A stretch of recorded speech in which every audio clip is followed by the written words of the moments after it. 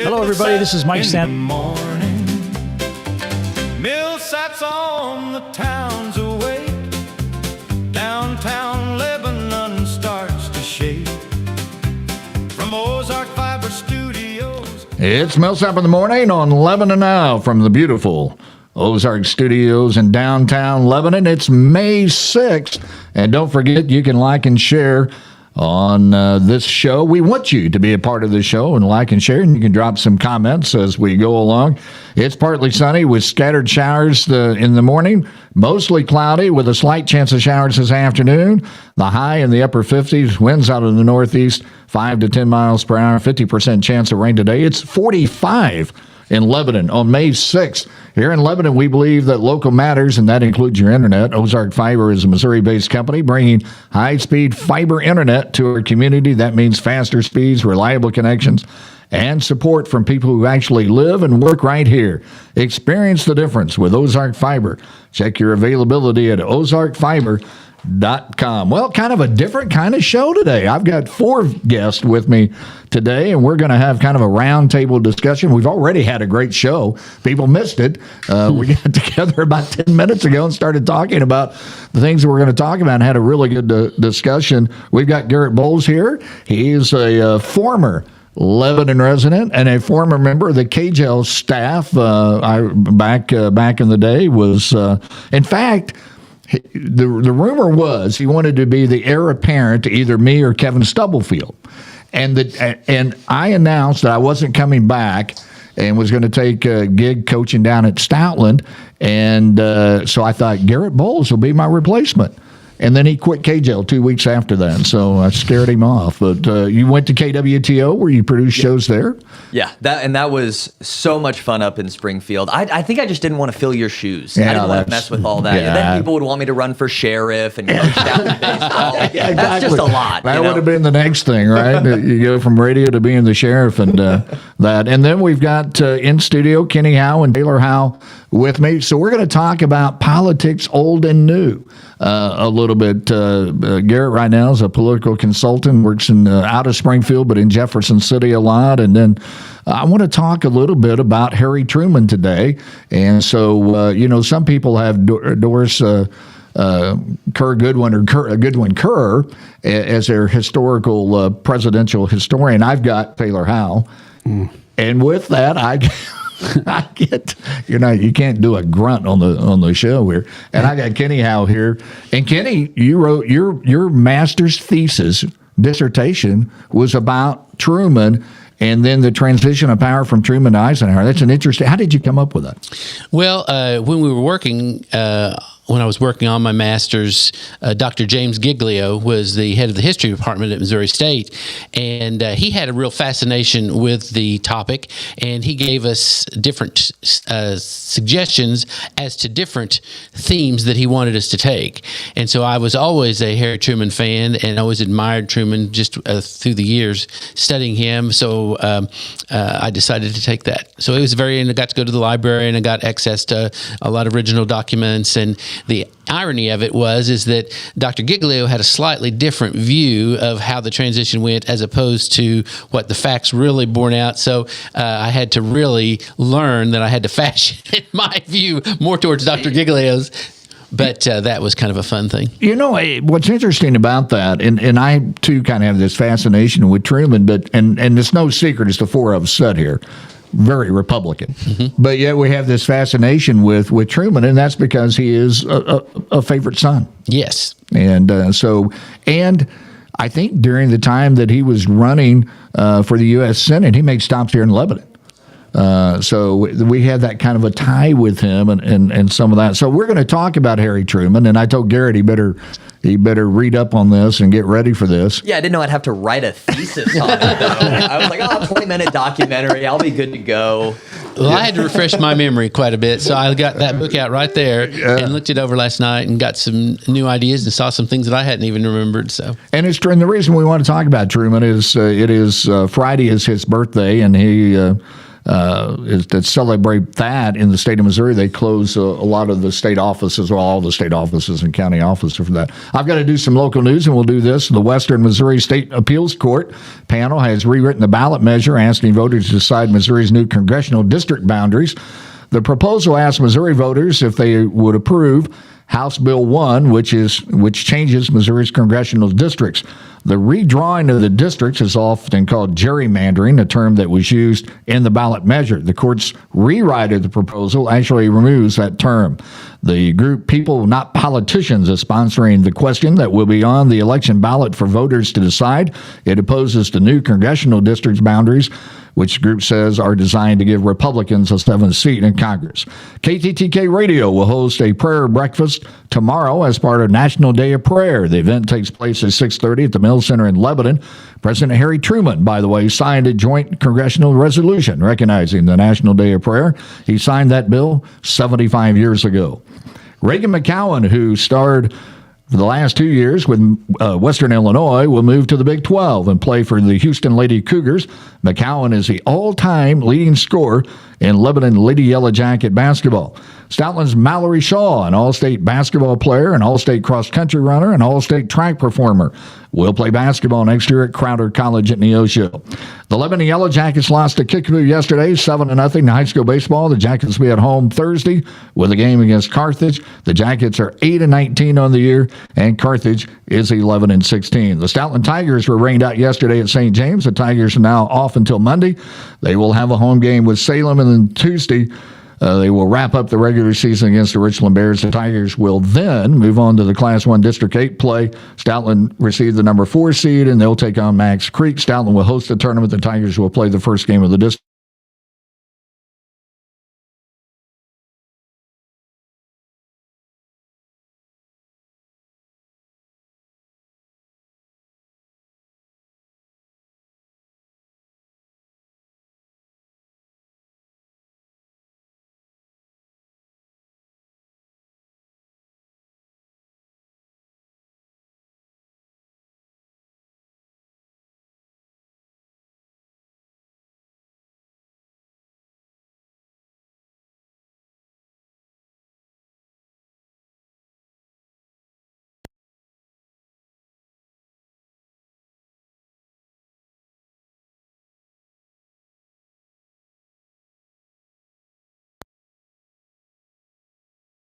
Want to listen to me? Shuts down. Do we get it back? Okay, we're back. I told Taylor last time that we had a glitch in sound. Taylor was my first guest. By the way, I have my Taylor Howell coffee cup right here. Perfect. Attention, Lebanon and Leclerc County. Join us on May 18th at 9 a.m. at the Wallace Building in Lebanon for the Missouri War Medallions Recognition Ceremony. This special event honors the brave veterans of Missouri as they receive medals recognizing their service and sacrifice to our country. We're honored to welcome guest speakers Brigadier General Bradley Leonard, Assistant Division Commander of the 35th Infantry Division. Family, friends, and community members are encouraged to come out and show their support for the men and women who served. Presented by Vet Talk on Lebanon Now and the AUSA, this is a powerful morning of honor, gratitude, and remembrance. May 18th at 9 a.m., the Wallace Building in Lebanon. Come and stand with our veterans. And speaking of events that occur, you always do something out at Mount Rose on Memorial Day. And it's Memorial really nice Day, yes. We have a very nice ceremony there each year. Dr. Jeff Brown is going to be our keynote speaker this year for Memorial Day. We'll have music. It's always just a nice but brief ceremony, and we usually have a very good turnout. The last few years, it's been growing. So I'm hoping that on our 250th anniversary of the nation that we'll have a good crowd this year. And I want to quick speak about the 250th celebration of the country. You're leading, kind of been involved deeply in Lebanon's celebration of that. Yes, I'm on that commission. That is really, I think Lebanon's got some great things planned for that. Well, we had a really good kickoff at the Civic Center here a couple weeks ago with Diamond Rio and then with a local group that participated. So then there's events scheduled downtown on the 3rd and at the airport on the 4th. So stay tuned. All right. Garrett Bowles, tell me what does a political consultant do? Consult on politics. No. And they would be back right after this. I mean, part of it is giving advice and things like that, which is a little weird coming from a 24-year-old. It's something that I never thought I'd be paid for my advice on anything, much less politics, But you let people put you under your wing. You let people kind of just give you little tidbits of advice here and there, and then next thing you know, you're giving out door knocking strategies, you're giving out fundraising strategies, you're giving out all of these different things that I didn't even really knew that I knew until it was asked of me. So it's a lot of that, but it's a lot of boring stuff too. It's a lot of like ordering yard signs, ordering palm cards, designs, all that sort of stuff that isn't as fun, but it is fun whenever you see it in real life. And Taylor, you just recorded a show that's going to come out probably this week, and it brings me to mind to the fact that Garrett tells me that he's 24 years old, which I think the tennis shoes that I'm wearing is probably 24 years old. But what the show that you got coming out kind of talks about young people starting to get involved in politics. Yeah, we got to sit down with Jarrett Scharnhorst and Landon Keene, talking a little bit about Gen Z getting involved in politics, what that looks like, kind of what their personal journey was that got them involved. And so it was a really interesting conversation. Both bright guys through their college years were really involved in politics. And so it's kind of interesting to get that perspective on what's going on in the world today and how they're trying to get involved.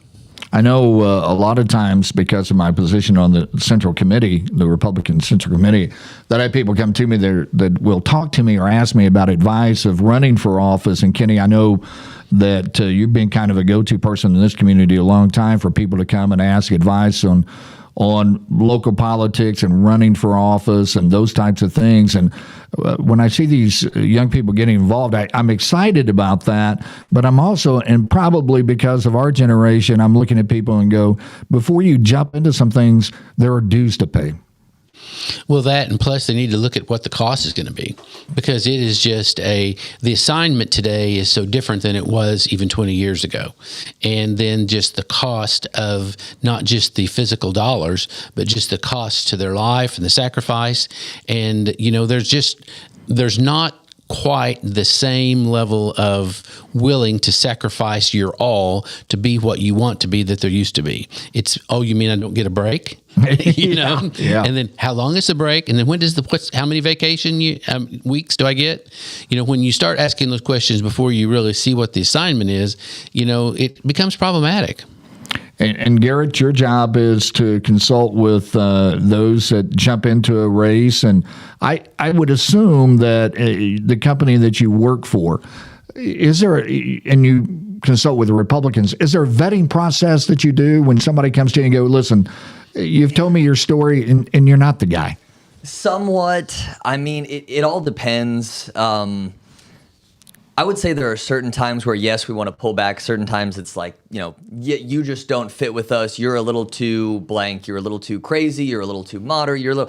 There's all of those different things. But for the most part, as long as people are willing to work with us and aren't crazy off base, like, oh, well, I'm a pro-choice Republican. Like, well, we're not representing you. There are certain sort of like, I guess, standards that we have to meet. But if you're running for office and you're a good, decent person, even if this overall company doesn't agree with you on everything, I mean, it's our job to help people run and then let the people decide from there. I think one of the things, and that brings up a kind of an interesting discussion, in that there was a push during the last election cycle among Republican Central Committees to vet people. And I told our committee that I was against that. In fact, there were some that were giving a written test, to see how Republican you were. Mm-hmm. And I thought, that's what voters are for. Now, I have told people, and our committee was pretty solid on this, there may be people, as you say, that are totally off base from the platform. And I'm not saying you have to agree with everything in the Republican platform, but there are some standards there that if you're not up to that, you're probably not going to get support, and we're going to be vocal about that. But I think it's interesting, the idea of a vetting process. I really think that's what voters do. Yeah, I think that's right. And it goes back to the maybe it's an old school idea at this point, but the idea of a big tent, right? You do have to find yourself within that tent. Like Garrett said, you do have to be a person of good character. There are certain things that might be make or break. Like you said, being a pro-choice Republican might be a deal breaker. But for the most part, it benefits everybody to be a big tent. It benefits the Democrats for the Republicans to be a big tent, and vice versa. It's not good when you get so narrow on so many issues that the party becomes 8 people. It's the job of parties to, and that's really hard to do if there's no people in the tent. Yeah, politics is a science of addition at the end of the day. The only way you're going to win, the only way you're going to get what you want done is by getting the votes necessary. And the only way to do that is to open that up to as many people as possible while still getting what you want done. Mm-hmm. Can you give me an idea? I think over the years, and you've been much more active, and especially at the state level than I would have ever thought about being. You've worked on Ashcroft's campaigns, Roy Blunt campaigns. Has the party changed over the years, you think? I would say so, and not all bad. Of course, the Republican Party has had to adapt to a lot of different things, and even I was thinking even last night as I was looking over the Truman book, there were a lot of people in this area that were you might call Truman Democrats or Donnelly Democrats who were conservative, and that even out of the Roosevelt era, there was a thought of the Democratic Party was for the common man, and the Republican Party was just for business community and people that were more elite. And so definitely through the Reagan years, I saw that taking place where people became more attached to the Republican Party because the Republican Party had changed significantly. Mm-hmm. And they knew they were going to have to change if they were going to become more relevant to the area. And then, of course, John Ashcroft was very much pivotal in Missouri to that, when the religious right became more attached to the Republican Party. That fit in very much to his mantra because that was his essence. Right. His whole family was Assembly of God and at the core of the hierarchy of the Assembly of God. And so to me, that was a good transition and a good fix. But yes, because previous to that, I can even remember being discussed, faith was never discussed much openly by presidents through Nixon. Right. And even after that, Jimmy Carter brought it about, but it was kind of it was not all positive, and then it was made fun of because he was very verbal, and then he used religious language and lingo that the rest of the world didn't understand. And so, but yes, it has changed. Almost, and to kind of go back to Truman, and we'll get into this in just a bit, but one of the reasons that he did not run for re-election and had the opportunity was because he knew that he was not going to carry the South and the Dixiecrats, mm-hmm. Which were conservative Democrats at mm-hmm. the time. Mm-hmm. And so, Garrett, I want to talk a little bit about, because I'm sure you keep a close eye on what goes on in the Missouri legislature mm-hmm. And at the General Assembly. Give us an idea of where they're at and what has been the hot topics so far. And I know the budget's been a huge deal and education's been a huge deal. Yes, specifically education in the budget has been a huge deal over the past couple of days. We're in the final week and a half, I think 2 weeks of session. So now is the time for big omnibus bills that everybody pretends to like and big pushes for things that everybody pretends to like when it's a little bit for this district, a little bit for that district, just to make everybody happy at the end, and everybody ends up upset. But budget's been really big. Apparently, this was just kind of I think reported on this morning or maybe yesterday. $50 million pulled out of the budget in education-wise, kind of out of nowhere. I don't know what's going on behind that, but education's always tricky because on one hand, we do fund it quite a bit, I would say, with property taxes and stuff like that. So the state funding isn't always the bigger picture. But it doesn't really seem like Missouri's getting a great return on investment that for the schools that they do have right now, and that's really tough. I think Lebanon's the outlier when it comes to school performance in Missouri right now by a long shot. That's a big one. The ballot issues that are coming up, obviously with Amendment 3, Amendment 4, and all the other ones are huge. We still don't know if that's going to be voted on in August or November. But other than that, it's the usual suspects. It's the pro-life, it's the budget, it's a public safety bill that I think is about to pass very soon if it didn't yesterday already. So it's the bread and butter issues. It's just the stress of getting all of them through in the last 2 weeks might lead to some missteps. You know, it's interesting and trying, and I don't keep up like I probably should on some of the things going on in the General Assembly, but it appears that they've got a lot done this session. But the one thing they've haggled over this income tax issue, which now is going to go to the ballot. They've haggled over this education bill. And I just wonder, from the Republican standpoint, your thought of, with a lot of money being drifted away from public education in the long run, if that's not going to hurt the party a little bit. I mean, it certainly could. There's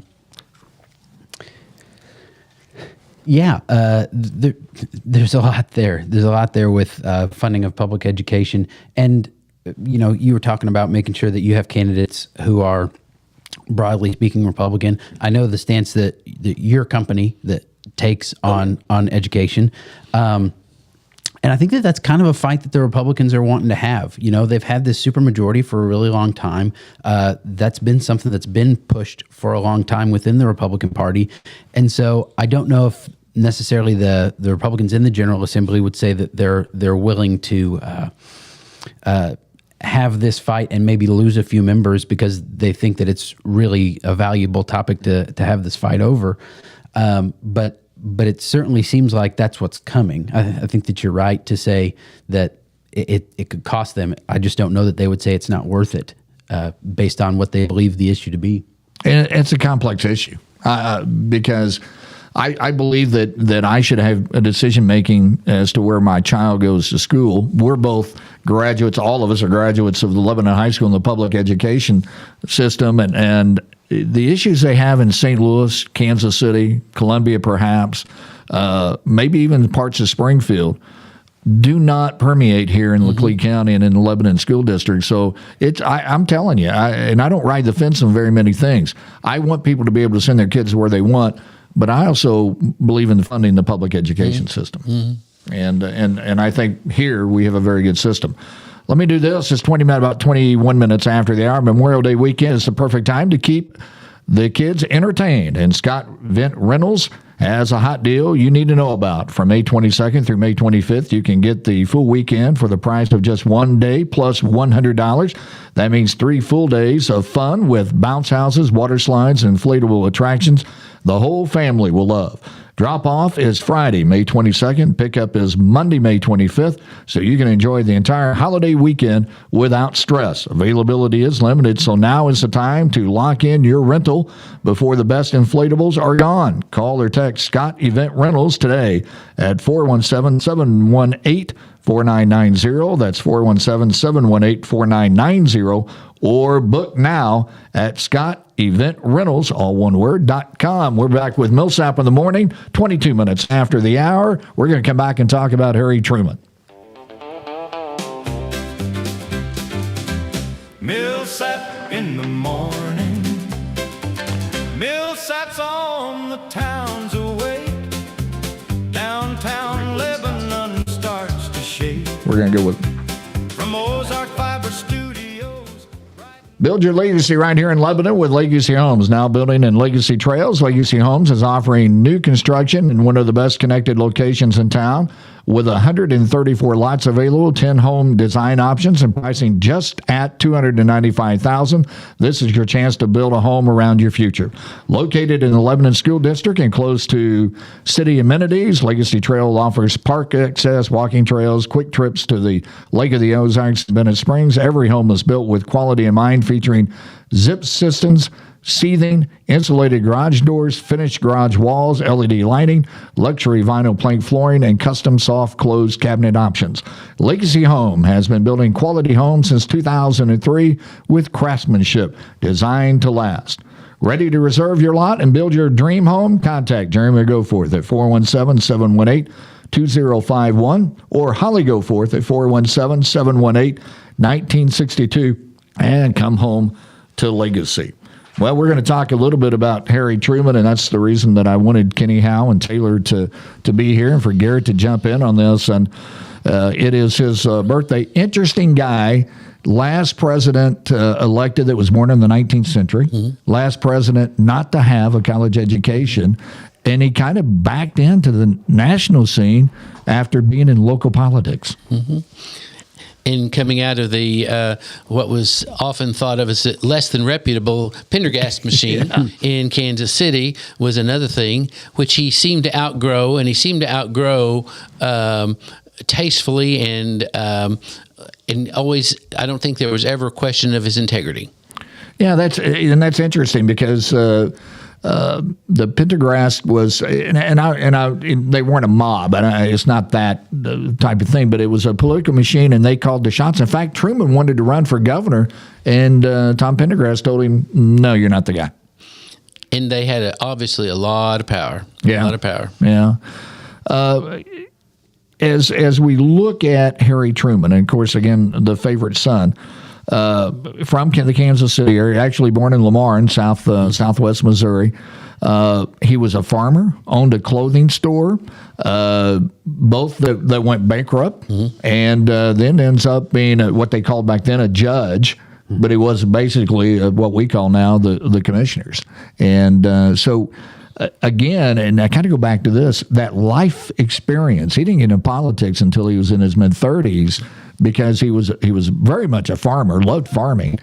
That life experience that Truman had just leads to almost that common sense approach to things, doesn't it? I believe you're right, and I think that common sense is always an advantage.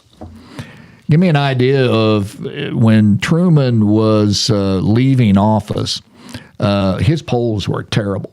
And many people thought one of the worst presidents of the time. Now, if you look at it, a lot of polls show him as like the sixth most effective president in the United States. Isn't it interesting how history does that to you? Well, and I also think his post-presidency plays a big role in that, talking about how he was a person of integrity. He's somebody who refused to grift off of the fact that he had been the president of the United States, right? He was offered so many board appointments, and he said, you don't want Harry Truman, you want the former president, and the presidency's not for sale. History takes in the whole of the person, maybe not just the 7 or 8 years that they serve as the president. And I think that was tremendously to Truman's advantage to be such a person of integrity. That's like you're talking about with experience. Integrity is just as important, if not more so, because you can have a ton of experience and be a grifter and that not matter a whole lot. I think that's why history remembers Truman so well. Tell me about your fascination with Truman, and again, I'm sure it's born out of the fact that he was from Missouri. But tell me the things that you like about Harry Truman. Well, I think just the fact of what Taylor just said, the fact that he really modeled every highest and best principle of what a modern day president. And as I was looking over the David McCulloch book last night, I could just see where the post-war, after Roosevelt's death, where you could very easily argue that Truman set the stage for lack of a better word, the modern presidency or even the imperial presidency, because there was so much going on after the war. That was part of the reason that Truman was unpopular, is that there was some thought that he was a good wartime president and that he finished the war up and followed up everything FDR had in place. He knew how to execute, but there was just so much going on then after the war with the economy. There was just, everything was just busting wide all over. And so they were a little ill prepared to deal with the complexity of that and the international complexity of it all, and then all the complexities of Korea going on at the same time. And he just had a lot on his plate. And but yet he did it with really, history has looked kindly back on him and realizing for what he had to deal with, he did an exceptional job.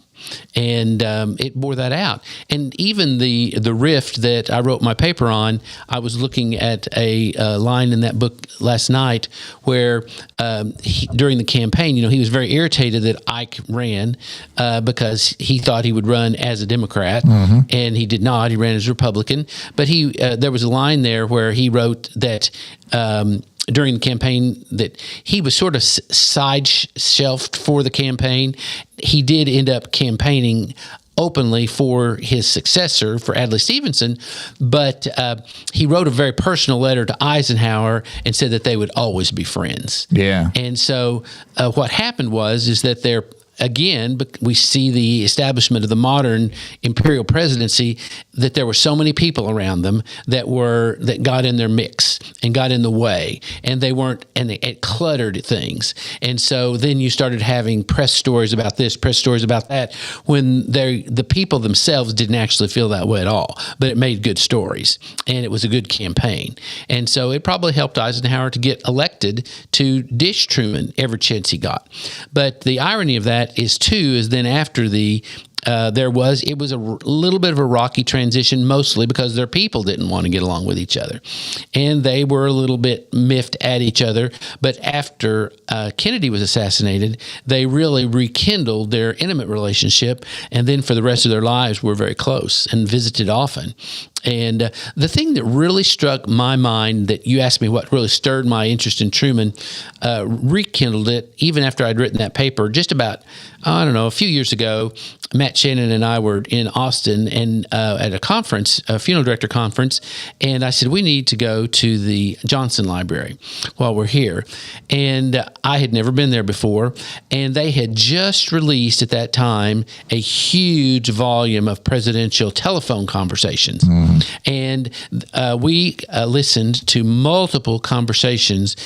Truman and LBJ were very close, and they visited regularly, and LBJ sought his advice out regularly.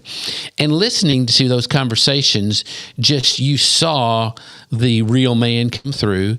And LBJ was a product of the Sam Rayburn machine, and Rayburn and Truman were very close. So they had a real close, similar knit group of friends, and LBJ came out of that. And so it was just very fascinating to listen to those many conversations between the either whenever, because Truman did go back and forth to the White House some more after that. He didn't go any during Eisenhower's administration, but Kennedy had a fascination with Truman as well and was always very kind. And then, of course, LBJ signed the Medicare Act at the Truman Library, right. And Harry Truman got the first Social Security number, 01.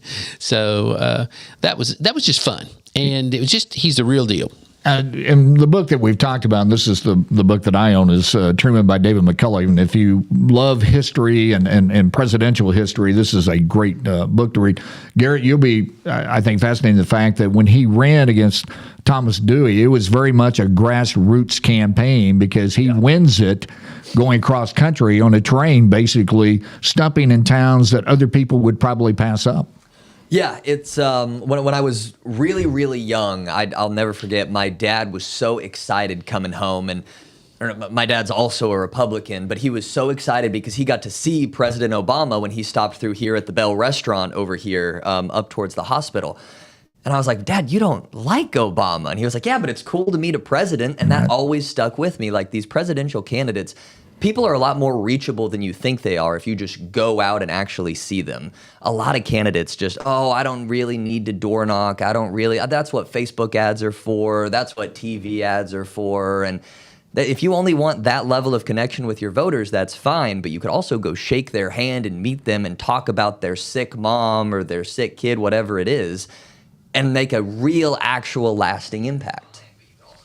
The other thing about Truman was not always successful in politics. He was, when he was the county judge or county commissioner, he got beat after holding office, and then ended up getting beat. And we see that so often about politicians at the national level. And I even tell people at the local level, you're probably going to suffer some defeat. You stay in the business long enough.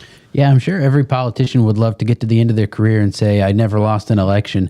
But we've got a lot of great people in American history who became great because of the losses that they suffered.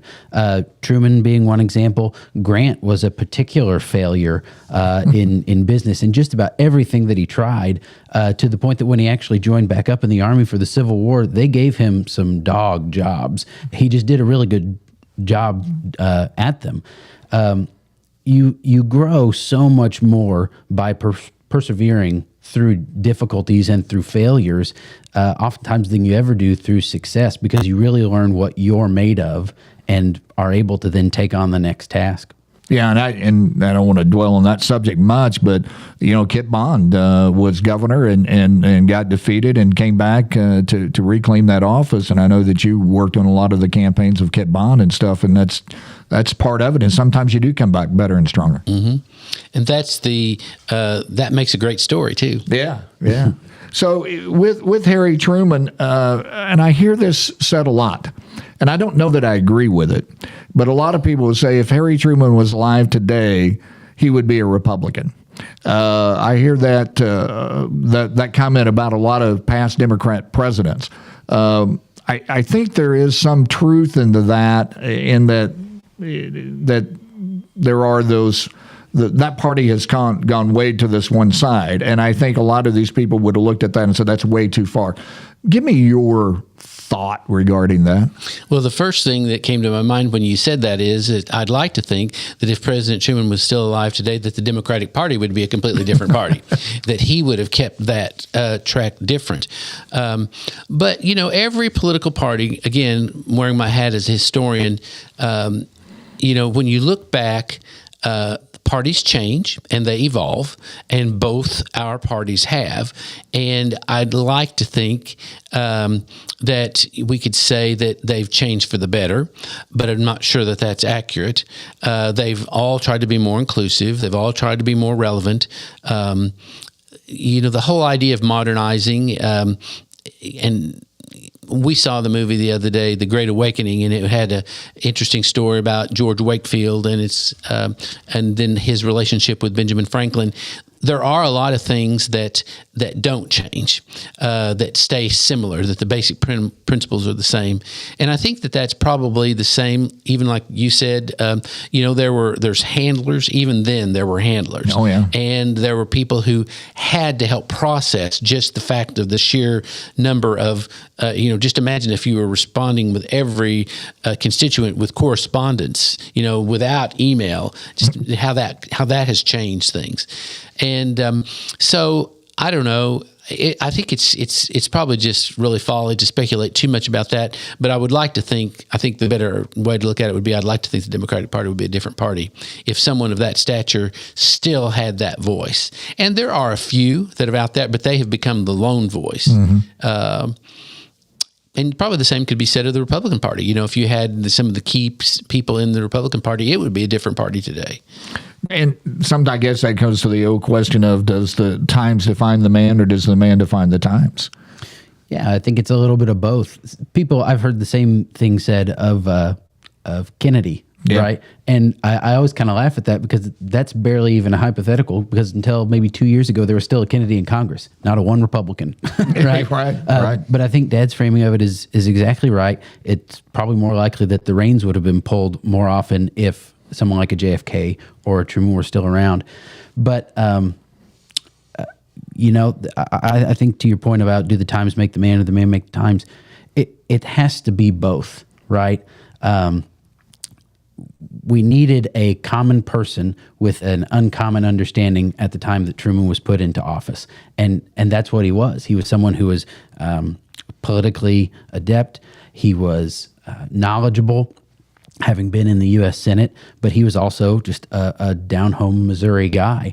And both of those things just came together in exactly the right way to produce the end of a war, to produce a vibrant economy in the 50s.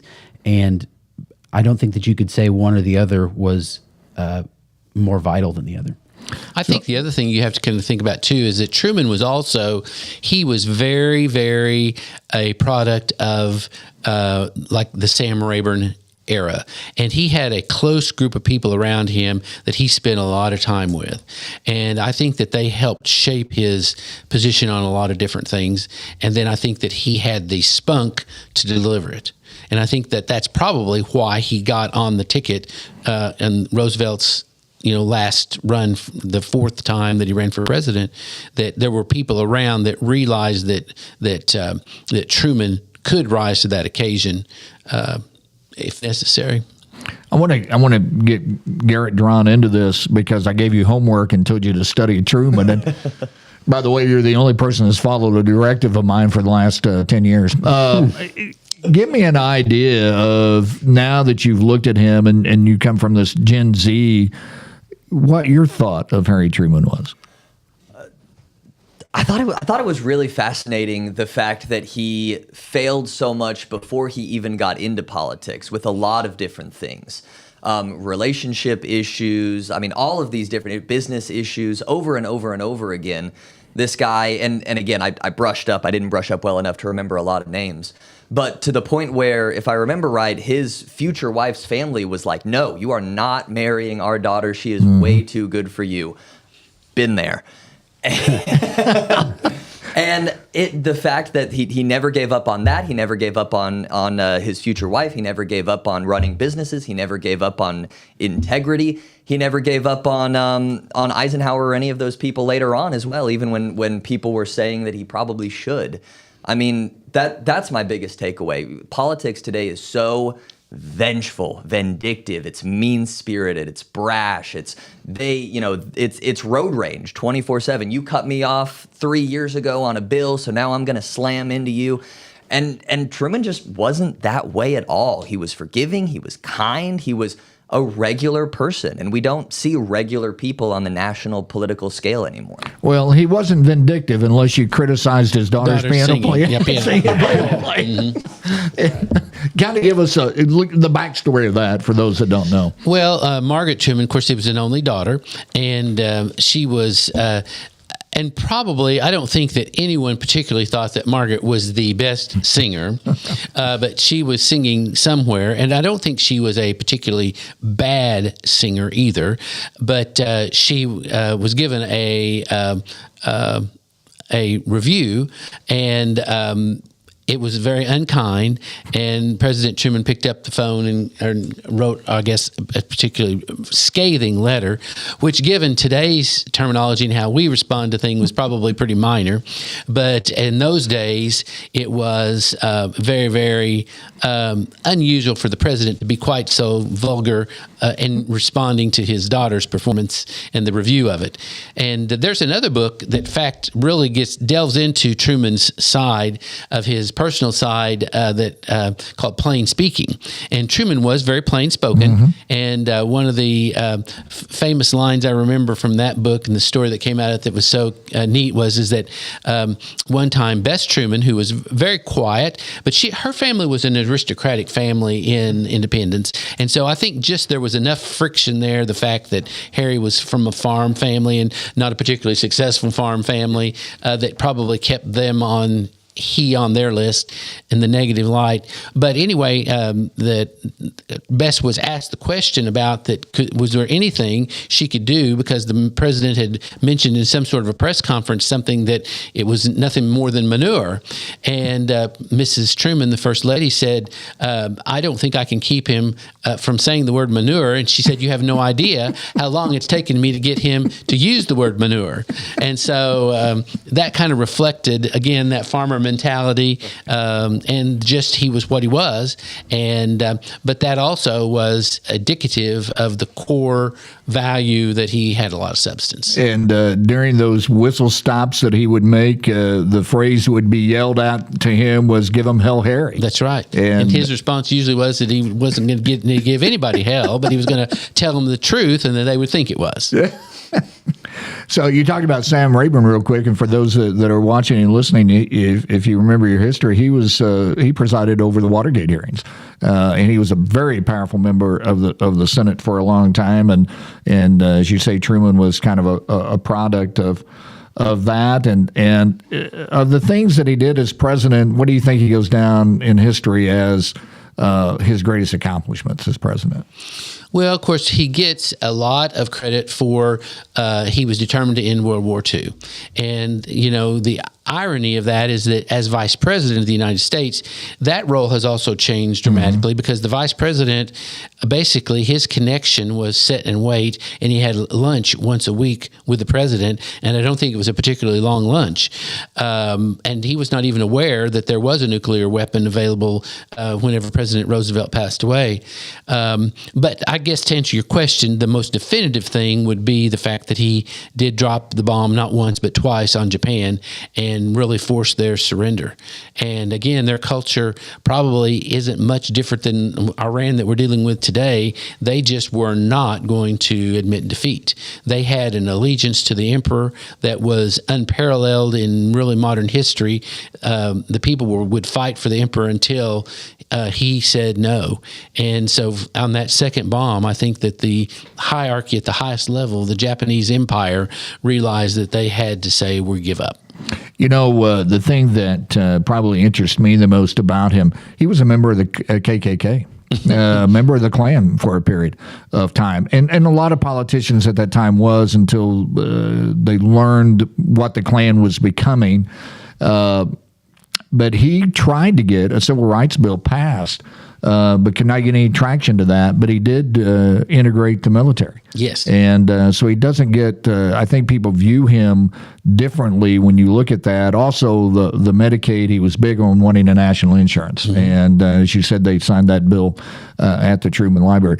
The other thing that I thought interesting about him after his retirement and the Truman Library was built, he had an office there, and you can view the office now, which I find fascinating, by the way, to get to look at their offices. But he would be there, and if a school group came by, he would get out of the office and he'd go give the tour himself. Mm-hmm. And that's that down to earth thing, I think, to be able to sit there.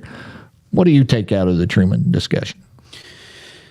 I think Dad's right that the main thing about Truman is going to be his definitive ending of the war. Like you said, they were going to fight until the emperor said stop, and it was the second bomb that made the emperor go around and say stop. I like anything that's good for Missouri, honestly, and having Truman be a successful president, one that was able to bring the war to a conclusion, I think it's just a good thing for Missouri. And every time I look back at him and look at what his administration accomplished, I'm really just proud that I can say, you know, Truman was one of us. And yeah, he may have been from Kansas City, and we may be a pretty diverse state, but Truman really was, like I said before, a normal person who rose to the occasion.